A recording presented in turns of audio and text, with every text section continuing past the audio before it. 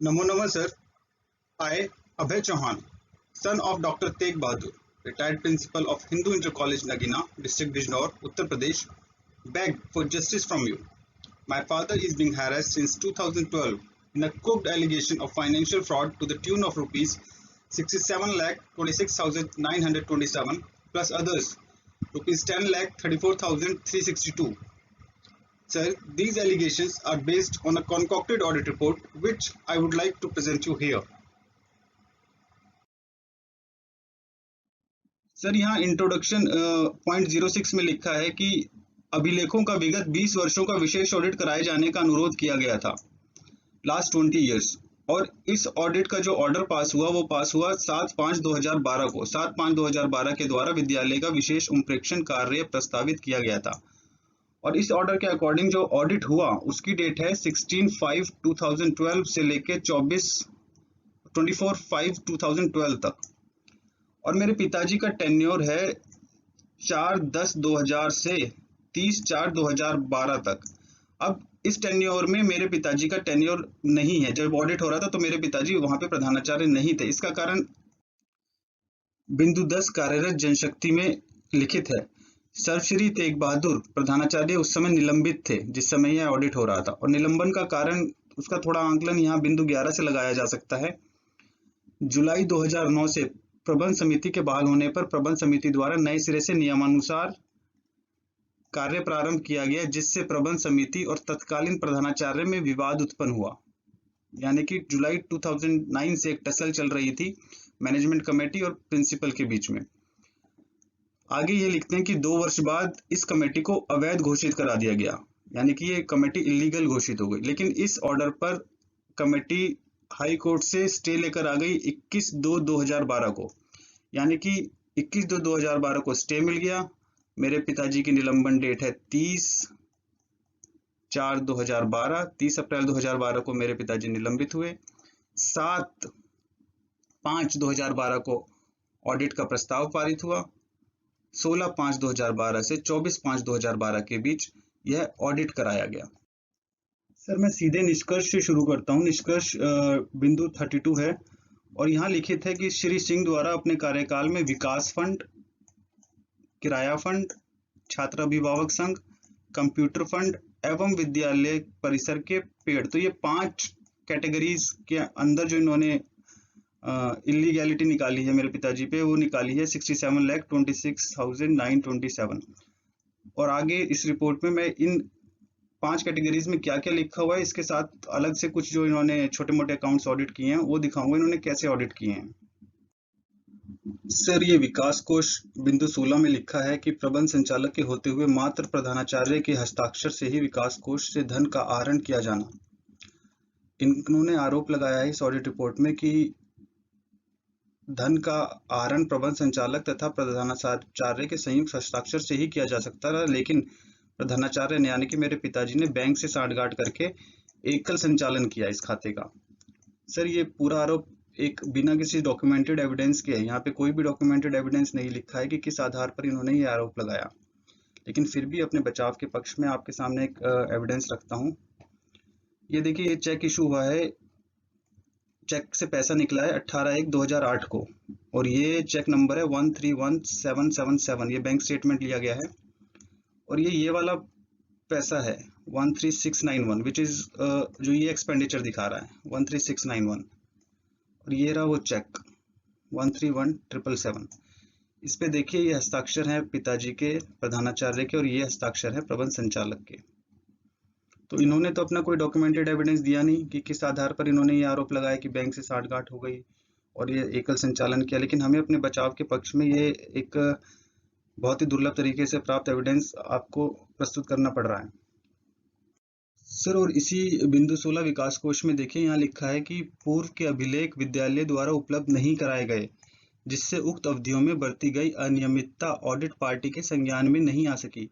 तो यहाँ पे तो कोई अभिलेख है नहीं, इसलिए इन्होंने 2000 से पहले के ऑडिट नहीं किए। लेकिन इसी ऑडिट रिपोर्ट के बिंदु 11 में देखिए, बिंदु 11 में क्या लिखा है, प्रधानाचार्यों द्वारा किराया कोष एवं विकास फंड को अनियमित ढंग से खर्च किया जाता रहा। अब ये वाली लाइन सर बहुत इंपॉर्टेंट है।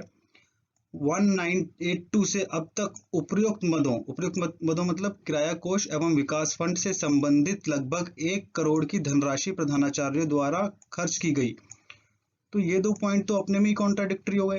एक तरफ तो कह रहे हैं कि 2000 से पहले का इनके पास कोई रिकॉर्ड नहीं है, और दूसरी जगह ये कह रहे हैं कि 1982 से अब तक जो है टोटल 1 करोड़ का खर्चा इस फंड से, विकास फंड और किराया कोष से प्रधानाचार्य द्वारा खर्च किया गया। तो ये किस तरह संभव है?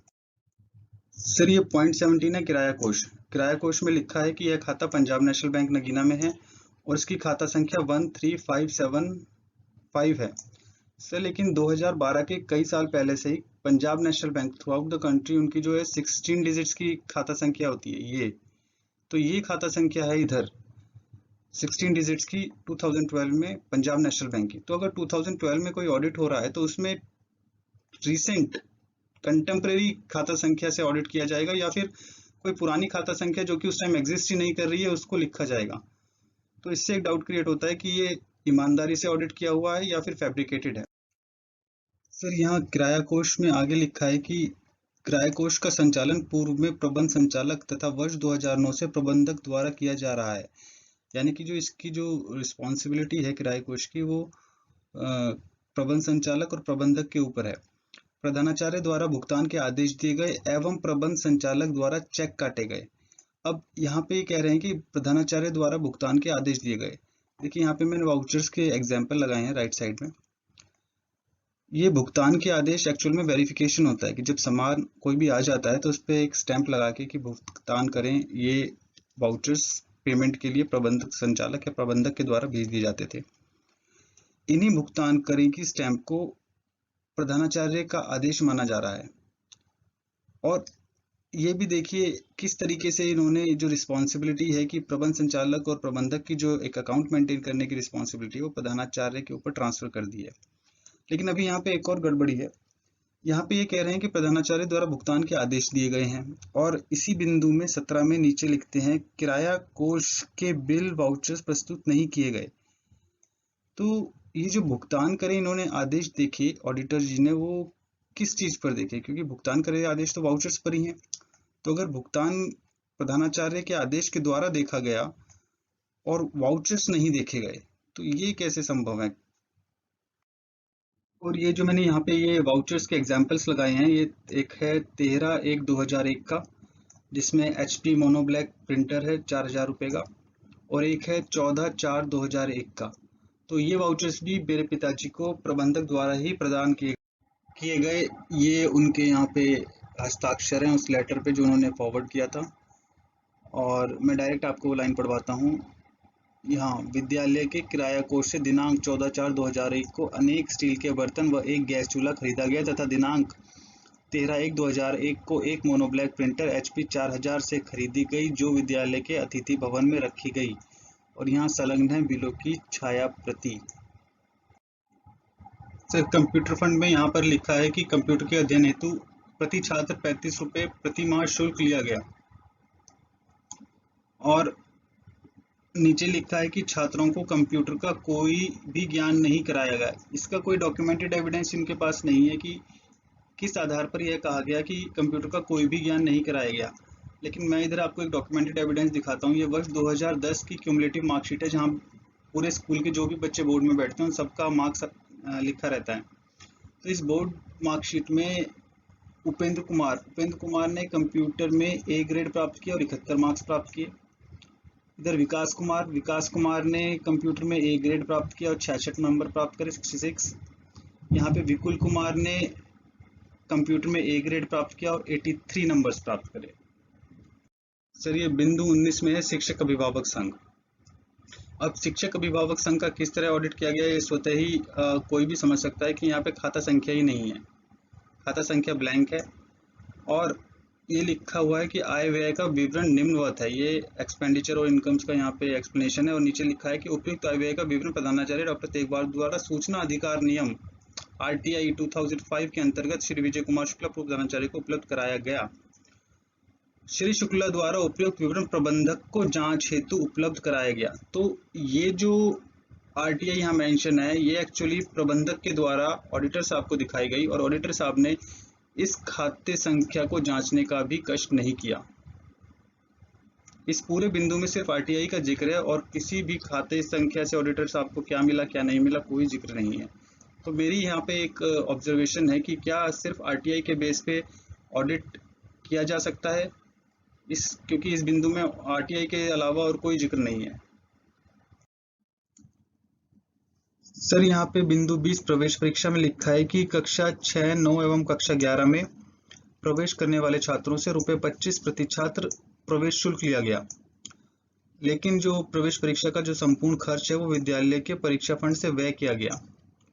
अब परीक्षा फंड के अंदर देखिए सर क्या लिखा है, ये एक एक्सपेंडिचर स्टेटमेंट के बाद नीचे इनका कंक्लूजन है, उपयुक्त सभी भुगतान संदिग्ध हैं, यानी कि परीक्षा फंड से सारे भुगतान डाउटफुल हैं। तो यदि परीक्षा फंड से सारे भुगतान डाउटफुल हैं तो इस निष्कर्ष पे कैसे पहुंचा जा सकता है कि सारा जो एंट्रेंस एग्जामिनेशन का संपूर्ण खर्च था वो परीक्षा फंड से किया गया। दोनों में से कोई एक बात ही सही हो सकती है। सर इसी बिंदु प्रवेश परीक्षा में कहा गया है कि तीनों कक्षाओं में यानी कि 6, 9 और 11 में लगभग 1500 छात्र उपस्थित होते थे और इसी के बेस पे 9 वर्षों का कैलकुलेशन करके इतना क्लेम मेरे पिताजी पर बना दिया गया है 3,37,500 रुपए का। लेकिन यहाँ पे एक बात ऑब्जर्व करने वाली है कि इसी पॉइंट में लिखा है कि जिसका कोई अभिलेख नहीं रखा गया है, यानी कि प्रवेश परीक्षा का कोई अभिलेख नहीं मिला। तो इस पूरे पॉइंट का डॉक्यूमेंटेड एविडेंस कहाँ से आया, इसकी कोई उन्होंने यहाँ पे मेंशन नहीं किया है। और प्रस्तावना में था कि आपको 20 वर्ष का ऑडिट करना है, तो अगर गणना ही करनी थी, ये कैलकुलेशन जो थी, तो 9 वर्ष की क्यों की गई है? तो 20 वर्ष की जाए सकती थी, इसमें तो अभिलेखों की कोई जरूरत भी नहीं थी और अभिलेख यहाँ पे लिखा हुआ है कि रखा भी नहीं गया। तो यहाँ पे सिद्ध होता है कि 20 वर्षों की शायद मंशा ही ना रहा हो, केवल एक टारगेटेड पर्सन का टेन्योर जो है उसको आपको चिन्हित करना था। सर अब क्योंकि एक बार परीक्षा फंड की चर्चा हो गई है तो मैं परीक्षा फंड को आपको दिखाता हूँ। परीक्षा फंड का खाता बैंक ऑफ बड़ौदा में बताया गया है और जिसकी खाता संख्या 3350, ये वही खाता संख्या है जो 2012 में एग्जिस्ट नहीं कर रही है, क्योंकि 2012 में सारी खाता संख्या 16 डिजिट्स में कन्वर्ट हो चुकी हैं और जो लास्ट डिजिट्स हैं इस खाता की जो कि है परीक्षा फंड की वो 33509 है। और ये खाता बैंक ऑफ बड़ौदा में ना होके ये खाता पंजाब नेशनल बैंक में है। तो ये किस प्रकार का ऑडिट है, मेरी तो समझ से बिल्कुल बाहर है। सर बिंदु 21 विद्यालय में स्थित पेड़ काटकर गायब कर दिया जाना। सर इसमें लिखा है कि मेरे पिताजी द्वारा 12 पेड़ शीशम के, 6 पेड़ आम के, 11 पेड़ यूकेलिप्टस के कटवाए गए, ढुलाई एवं चिराई का भुगतान किया गया और विद्यालय में घोषित किया गया फर्नीचर की व्यवस्था की जा रही है। और ये जो पेड़ हैं वो 2006 से 7 के बीच कटवाए गए, लेकिन कोई भी फर्नीचर प्रधानाचार्य द्वारा वापस नहीं लाया गया और ऐसा प्रतीत होता है कि प्रधानाचार्य द्वारा उपयुक्त पेड़ की लकड़ियों को बेच दिया गया जिसकी अनुमानित लागत 4 लाख थी। सर इस पूरे बिंदु में कोई भी डॉक्यूमेंटेड एविडेंस का जिक्र नहीं है। ये जो ढुलाई और चिराई का भुगतान किया गया है इसके वाउचर्स कहाँ से मिले इसका जिक्र नहीं है, कौन से फंड से ये भुगतान हुआ इसका जिक्र नहीं है। और एक सबसे बड़ी बात कि पेड़ों की लागत किस तरह 4 लाख लगाई गई इसकी कोई गणना का विवरण भी नहीं है। और देखिए इधर यहाँ बोला गया है कि विद्यालय परिसर में आम, शीशम और यूकेलिप्टस के पेड़ स्थित हैं जिनकी पेड़ स्थित है, ये वर्तमान अवस्था बता रहा है, पेड़ स्थित है जिनकी अनुमानित लागत आज भी 10 लाख रुपए से अधिक है। बिना काउंटिंग करे वर्तमान लागत कोई कैसे निकाल सकता है? और अगर इन्होंने पेड़ की वर्तमान काउंटिंग करी होती तो यहाँ लिखा होता। तो ऑडिट करना तो कोई इनका मुझे लग नहीं रहा कि औचित्य रहा होगा। हाँ, टारगेट करना जरूर लग रहा है। सर अब मैं कुछ छोटे मोटे फंड्स का डिस्कशन करता हूँ। यहाँ है विज्ञान फंड है, विज्ञान फंड की खाता संख्या भी गलत दी हुई है जो कि उस समय एग्जिस्ट ही नहीं कर रही थी 2012 में। 2012 में ये 16 डिजिट्स की संख्या एग्जिस्ट कर रही थी। और तो विज्ञान फंड में अगर आप इसको ऑडिट रिपोर्ट की कैलकुलेशन भी देखेंगे तो इसमें काफी कुछ देखने को मिलेगा। अगर मैं एक पिछले साल के अवशेष से प्रेजेंट इस साल के एंडिंग बैलेंस निकालना चाहूँ तो उस पिछले साल के अवशेष में मैं प्रेजेंट साल की अर्निंग और प्रेजेंट साल का एक्सपेंडिचर माइनस कर दूं तो मुझे प्रेजेंट ईयर एंड का बैलेंस मिल जाएगा। तो अब देखिए आप 41360 में अगर अर्निंग जोड़ते हैं 38508 और माइनस करते हैं एक्सपेंडिचर 388884 तो आपका 40984 आएगा। यहाँ पे जहाँ पे 45983 लिखा है, तो यहाँ पे जो कैलकुलेशन है वो 40984 आएगी। और मजे की बात देखिए कि यहाँ पे 9 के बाद सीधे 11 है, यानी कि फाइनेंशियल ईयर 10-11 का कोई विवरण ही नहीं है इस रिपोर्ट में।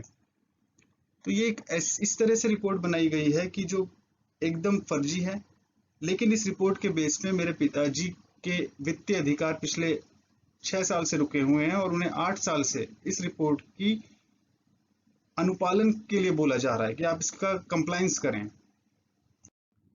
सर अगला खाता दिखाता हूँ, ये नंबर 23 पे दिया हुआ है पंखा खाता। पंखा खाता पंजाब नेशनल बैंक में है और ये खाता संख्या वही है जो एग्जिस्ट नहीं कर रही है 2012 में। लेकिन यहाँ पे 1992 अप्रैल 1992 1 अप्रैल 1992 को जो ओपनिंग बैलेंस है वो 2691 है और 31 मार्च 1992 को जो क्लोजिंग बैलेंस है वो 47232 है। तो ये एक एग्जाम्पल है जो इस रिपोर्ट की सिंसियरिटी और इंटीग्रिटी को दर्शाता है। आगे देखिए सर, पॉइंट नंबर 27, पत्रिका में खाता बैंक ऑफ बड़ौदा नगीना में खोला गया। खाता संख्या में तो सब जगह वही है, वो नंबर्स हैं जो कि एग्जिस्ट ही नहीं कर रहे हैं 2012 में।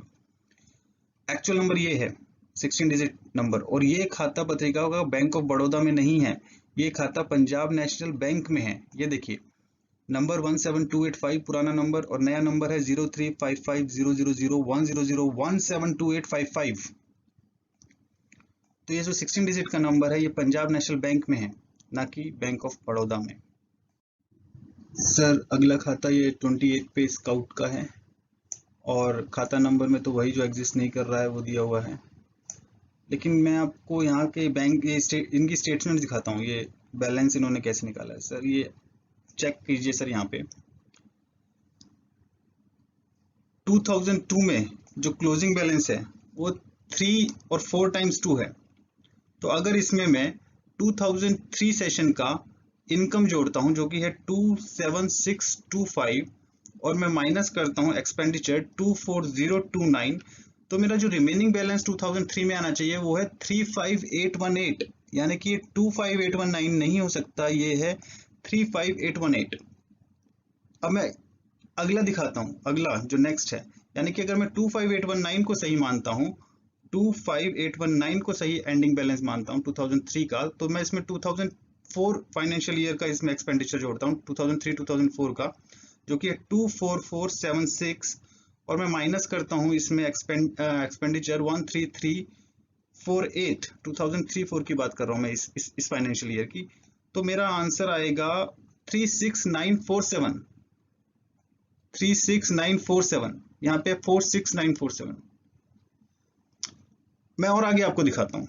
अब आप इसी को कंटिन्यू कीजिए, आप 46947 को सही मानिए, 46947 अगर ये सही है तो आप इसमें इनकम जोड़िए अगले फाइनेंशियल ईयर की 31332, जो कि ये है 2004-5 वाला फाइनेंशियल ईयर 31332, और माइनस करता हूं मैं इसमें एक्सपेंडिचर 45270, तो मेरा आंसर आ रहा है 33009, जो कि यहाँ 52,009 है। तो सर मैं ऐसी कई और दिखा सकता हूं, पर एग्जांपल्स देना बस चाह रहा था। तो इससे इस रिपोर्ट की इंटीग्रिटी और इसकी सिंसियरिटी का पता चलता है। सर आगे मैं आपको दिखाता हूं, ये श्रव्य ऑडियो विजुअल श्रव्य द्रव्य जो अकाउंट्स हैं और ये कला अकाउंट, इन दोनों में जो खाता संख्या दी हुई है, पहली बात तो ये वो दी गई हुई है जो एग्जिस्ट ही नहीं कर रही है 2012 में 13239, और इसमें भी 13239, तो दोनों में सेम खाता संख्या दी हुई है। लेकिन बात यह है कि अगर दोनों खाते सेम हैं तो 1 अप्रैल 1992 को श्रव्य द्रव्य का ओपनिंग बैलेंस है 7344 और यहाँ कला का ओपनिंग बैलेंस है 2384। तो एक ही डेट पे सेम खाते अगर आप दो अकाउंट्स दो कैटेगरीज में दिखा रहे हो सेम खाते, तो उनका ओपनिंग बैलेंस 1 अप्रैल 1992 को अलग कैसे हो सकता है। और इसी तरीके से एक जगह तो आपने लिखा है 31/3/2012 और यहाँ पे लिख दिया है 1992, तो ये तो अपने में ही सिंसियरिटी दिखा रहा है कि ये ऑडिटर की कितनी सिंसियरिटी है। लेकिन बात वही है कि ये किस तरीके से दोनों खातों के ओपनिंग बैलेंस और क्लोजिंग बैलेंस डिफरेंट हो सकते हैं।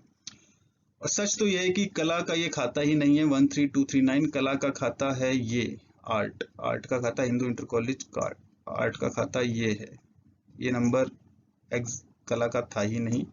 पहले तो 5 डिजिट का, 5 डिजिट को तो आज एग्जिस्ट नहीं करते, लेकिन 13239 है ही नहीं, ये खाता नंबर है। सर इस 32 निष्कर्ष में, पॉइंट नंबर 32 में सिर्फ और सिर्फ मेरे पिताजी पर आरोप लगाए गए हैं और किसी व्यक्ति की कोई देनदारी नहीं निकाली गई, जबकि ऑडिट 20 वर्ष का था। और बिंदु 17 में भी जो ऑडिटर महोदय ने लिखा है इधर कि संबंधित प्रधानाचार्यों से अनुरक्षण कोष में धनराशि जमा कराई जाए, लेकिन निष्कर्ष में जो है, निष्कर्ष में सिर्फ पिताजी को टारगेट किया गया। सर निष्कर्ष में जो मेरे पिताजी पर आरोप लगाया गया है कि 67,26,927 रुपये उनके द्वारा वसूले गए, और जो मेजर फंड्स हैं, मेजर 5 फंड्स जिनसे ये वसूले गए, वो कहा गया है, पहला विकास फंड, दूसरा किराया फंड, तीसरा छात्र अभिभावक संघ, चौथा कंप्यूटर फंड और पांचवा विद्यालय परिसर के पेड़। तो अगर मैं इनका जोड़ करूं, इन सब फंड्स का जो एक्सपेंडिचर जो मेरे पिताजी के टेन्योर के अंडर हुआ है, तो वो विकास फंड के अंडर हुआ है 4,85,208, किराया कोष में हुआ है 14,16,542, शिक्षक अभिभावक संघ में हुआ है 26,63,377, कंप्यूटर फंड में हुआ है जो कि इनका कैलकुलेटेड है 14,23,800, और पेड़ों का तो ये भी नहीं पता कैलकुलेशन कैसे है, लेकिन फिर भी ₹4 लाख। अब इन सब को जोड़ा जाए तो जो टोटल जोड़ आएगा वो आएगा 63,88,927, और इनके जो कि ऑडिट रिपोर्ट में जोड़ है उससे काफी भिन्न है। तो ये इस रिपोर्ट के आधार पर मेरे पिताजी को कंप्लायंस करने के लिए बार बार परेशान किया जा रहा है। मेरे पिताजी बार बार यही कह रहे हैं कि ऑडिट रिपोर्ट झूठी है, फर्जी है, इसको फैब्रिकेट किया गया है, लेकिन कोई सुनवाई नहीं है। सर यहाँ पे निष्कर्ष में एक और बात कही गई है कि विद्यालय की स्थिति अत्यंत खराब है, लेकिन बिंदु 20 में प्रवेश परीक्षा में उपस्थित होने वाले छात्रों की संख्या, वो भी सिर्फ 3 कक्षाओं में, 6th, 9th और 11th में 1500 छात्र बताई गई है। यानी कि विद्यालय में प्रति वर्ष 3 कक्षाओं में 1500 छात्र प्रवेश परीक्षा के लिए उपस्थित हो रहे हैं। यानी कि प्रति कक्षा on an average 500 students are appearing in a one session, और उसको यहाँ पे विद्यालय की स्थिति अत्यंत खराब बताई गई है। खैर इसके कॉन्ट्रारी 2011 का ये लेटर है जो कि सेक्रेटरी उत्तर प्रदेश से आया हुआ है, और उन्होंने यहाँ पे मेरे पिताजी की प्रशंसा करी है। ए ग्रेड में स्थान पाने वाले विद्यालयों को पठन पाठन एवं परीक्षाफल के उच्च मानदंडों के अंतर्गत उत्कृष्ट श्रेणी में रखा गया है। मुझे प्रसन्नता है कि आपका विद्यालय भी इस प्रतिष्ठामूलक स्थान को प्राप्त करने में सफल रहा है। प्रधानाचार्य यहाँ पे हैं, Hindu inter college Nagina Bijnor. Sir ये 30 अप्रैल 2012 का वो लेटर है जिसे दिखा के मेरे पिताजी को सस्पेंड किया गया था। अब क्योंकि सस्पेंशन में काफ़ी इलीगैलिटीज़ थी, मेरे पिताजी ने इन इलीगैलिटीज़ को चैलेंज किया, और डिस्ट्रिक्ट इंचार्ज ऑफ स्कूल से इस सस्पेंशन का अप्रूवल आता है, तो उनके समक्ष अपनी बात रखी, और 27 जून 2012 को ये सस्पेंशन रिवोक हुआ। इसमें तमाम बिंदु दिए हुए हैं कि क्यों वो सस्पेंशन इलीगल था। लेकिन 7/5/2012 को ऑडिट प्रस्तावित होता है, और 16/5/2012 से 24/5/2012 के बीच ये ऑडिट कराकर मेरे पिताजी के ऊपर आरोप लगाए जाते हैं। 2012 से मेरे पिताजी एक पिलर से दूसरे पिलर तक अपने आप को इनोसेंट प्रूव करने के लिए भटक रहे हैं। 2014 से उनके जितने भी फाइनेंशियल राइट्स होते हैं उन सबको रोक दिया गया है। 2017 में वो रिटायर हो गए हैं, और आज 2020 में भी उनको कोई भी रिटायरमेंट बेनिफिट नहीं मिल रहा है। सर मैं आपसे एक रिक्वेस्ट करता हूँ to get this report audited and verified by anybody without any conflict of interest in this matter. My father has given several representation to officials and ministers as well. but every time the inquiry lands up in the hands of same department which passed order to withhold my father's salary and which concluded this report as sacrosanct. I request you to verify and get this report evaluated by any independent and professional auditor with integrity without having any conflict of interest. This audit report does not look like an audit report by any standards of auditing, but looks more like a charge sheet without any documented evidence.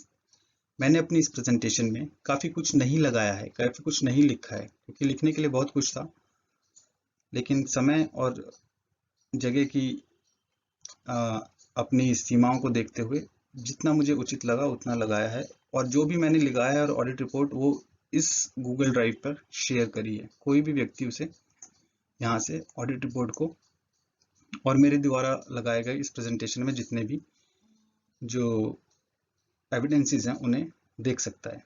Sir, thank you. I request you to please look into this matter. Thank you very much.